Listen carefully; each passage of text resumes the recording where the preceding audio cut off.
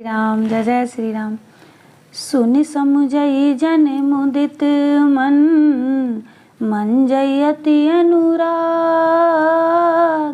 लहि चार फल अक्षत तनु, साधु समाज प्रयाग। सियावर रामचंद्र शंकर हरि ओम।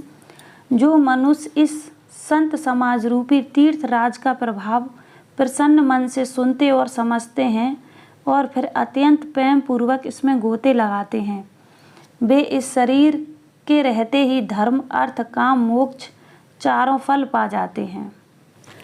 मन जन फल पेखी तत्काला, काक होई पिक बकऊ मराला। सुने आचरज कर जन कोई, सतसंगति महिमा नहीं गोई। सियावर रामचंद्र शंकर हरि ओम। इस तीर्थ राज में स्नान का फल तत्काल ऐसा देखने में आता है कि कौए कोयल बन जाते हैं और बगुले हंस। यह सुनकर कोई आश्चर्य ना करे, क्योंकि सत्संग की महिमा छिपी नहीं है। वाल्मीकि नारद घट जोनी, निज निज मुख ने कहीं निज होनी। जलचर थलचर नभचर नाना, जे जड़ चेतन जीव जहाना। सियावर रामचंद्र शंकर हरि ओम। वाल्मीकि जी, नारद जी और अगस्त्य जी ने अपने अपने मुखों से अपनी होनी जीवन का वृत्तांत कही है। जल में रहने वाले, जमीन पर रहने वाले, चलने वाले और आकाश में विचरण वाले नाना प्रकार के जड़ चेतन जितने जीव इस जगत में हैं। मति कीरत गति भूति भलाई, जब जेहि जतन जहाँ जेहि पाई। सो जानब सतसंग प्रभाऊ, लोकहु वेद नाने उपाऊ। उनमें से जिसने जिस समय जहाँ कहीं भी जिस किसी यंत्र से बुद्धि से कीर्ति सदगति विभूति ऐश्वर्य और भलाई पाई है, सो सब सत्संग का ही प्रभाव समझना चाहिए। वेदों में और लोक में इनकी प्राप्ति का दूसरा कोई उपाय नहीं है।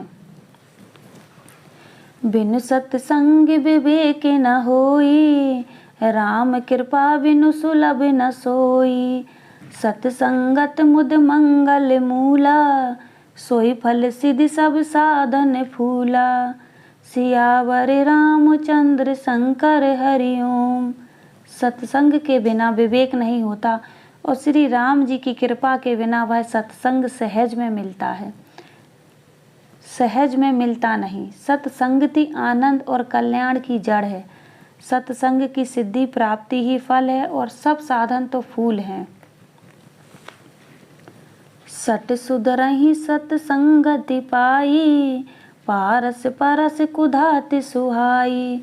विधि बस सुजन सुगंधत परही, फनि मनि सब निज गुण अनुसरहि।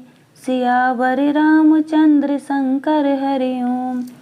दुष्ट भी सत्संगति पाकर सुधर जाते हैं, जैसे पारस के स्पर्श से लोहा सुहावना हो जाता है,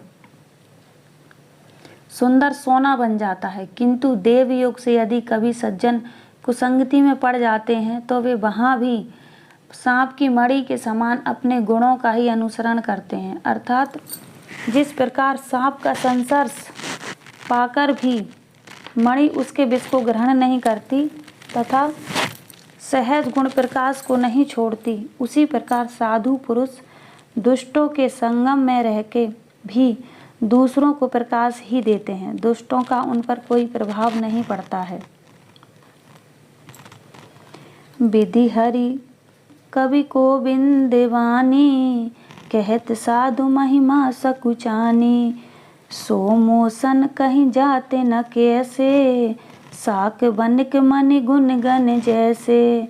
सियावर रामचंद्र शंकर हरि ओम।